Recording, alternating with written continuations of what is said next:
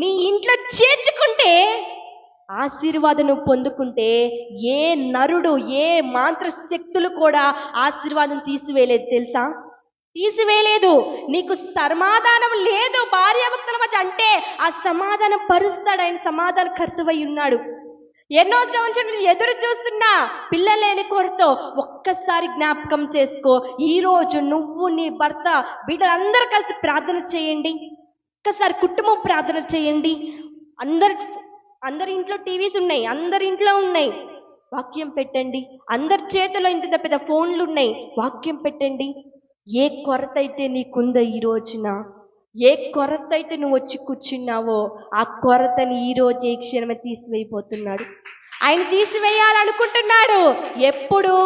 ఆయన నీ ఇంట్లో చేర్చుకున్నప్పుడు.